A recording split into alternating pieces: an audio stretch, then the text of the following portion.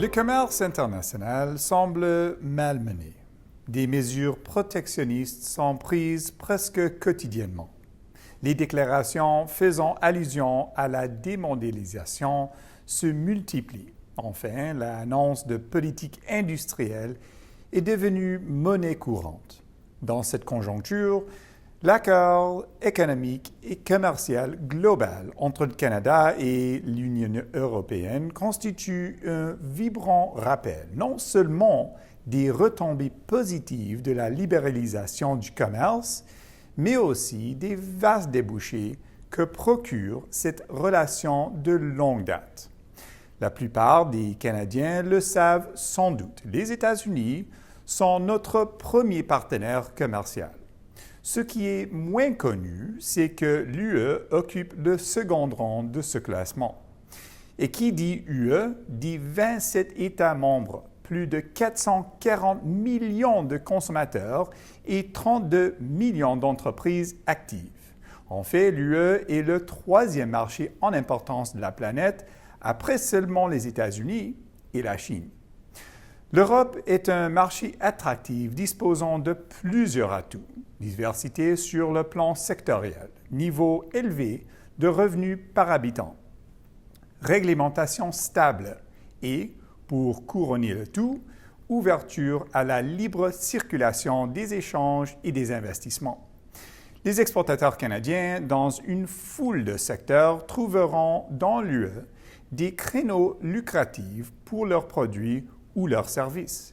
L'application de l'accord reste provisoire. Malgré tout, les entreprises canadiennes bénéficient d'un accès préférentiel à ce riche marché depuis septembre 2017, grâce à l'accord commercial entre le Canada et l'UE. Cet accord redéfinit d'une manière fondamentale la relation commerciale entre nos deux économies. En effet, après sa mise en œuvre, il favorisera une croissance rapide du commerce qui n'a pas d'équivalent dans les autres accords de libre-échange signés par le Canada, et ce, en dépit des contre-coups du Brexit, de la pandémie et de l'invasion de l'Ukraine par la Russie. Cet accord a été plutôt bénéfique pour les PME canadiennes, dont la valeur des exportations a bondi de 80% par rapport au niveau de 2016. Il y a plus. Cet accord abaisse de manière substantielle les coûts et augmente la capacité concurrentielle des exportateurs canadiens de biens à destination du marché européen. Selon des estimations, les économies réalisées en matière de droits tarifaires avoisinera en 2022 les 375 millions de dollars canadiens, une somme colossale compte tenu de la myriade de difficultés avec lesquelles les entreprises ont dû composer ces dernières années. En parallèle, l'accord cherche à aplanir les barrières non tarifaires en misant sur la coopération en matière de réglementation et la reconnaissance mutuelle des normes. Cette approche offre l'avantage de réduire les coûts administratifs et de conformité.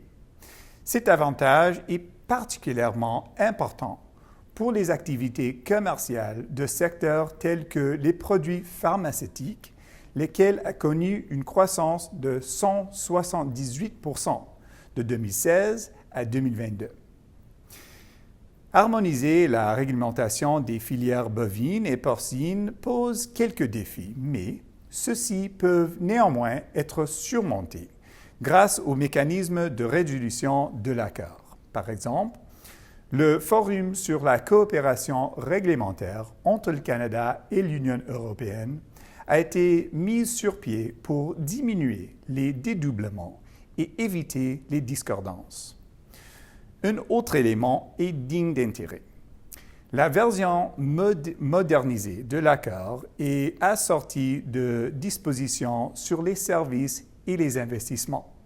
Voilà qui pourrait inciter les sociétés canadiennes à intensifier leur présence en Europe de deux façons, par la voie des exportations directes et aussi par la voie de filiales et de partenariats en co-entreprise sur le marché européen.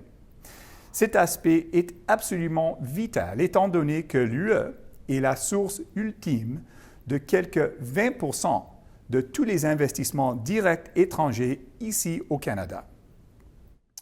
Au chapitre de la coopération entourant la transition vers une économie verte et numérique, le partenariat stratégique sur les matières premières entre le Canada et l'UE aidera les acteurs canadiens à se tailler une place dans la chaîne de valeur des batteries et des minéraux critiques de l'UE et ainsi à soutenir les efforts de l'UE visant à atteindre ses ambitieuses cibles climatiques. L'objectif de l'Europe soit de réduire ses émissions de 55% à l'horizon 2030 ouvre aussi d'immenses débouchés pour les entreprises canadiennes se spécialisant dans les technologies vertes, les énergies renouvelables et les produits en appui au développement durable.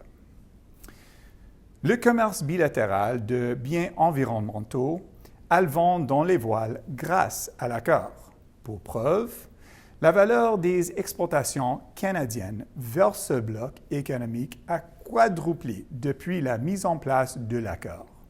De belles possibilités s'offrent donc aux exportateurs canadiens de ce secteur qui sont désireux de forger dans l'UE des partenariats répondant à leurs aspirations. Par ailleurs, les exportateurs canadiens dont les produits ou les services ont une faible teneur en carbone feront face à une concurrence moins féroce dans l'UE dès l'entrée en vigueur du mécanisme européen d'ajustement carbone aux frontières en 2026. Conclusion. Alors que les voies du protectionnisme s'élèvent de plus en plus dans le monde, l'accord commercial Canada-UE amplifie les retombées de notre partenariat stratégique avec l'Europe. Cet accord permet de grandement bonifier les relations commerciales entre le Canada et l'UE et d'offrir aux exportateurs canadiens un accès sans précédent à ce marché vaste qui se démarque par sa diversité.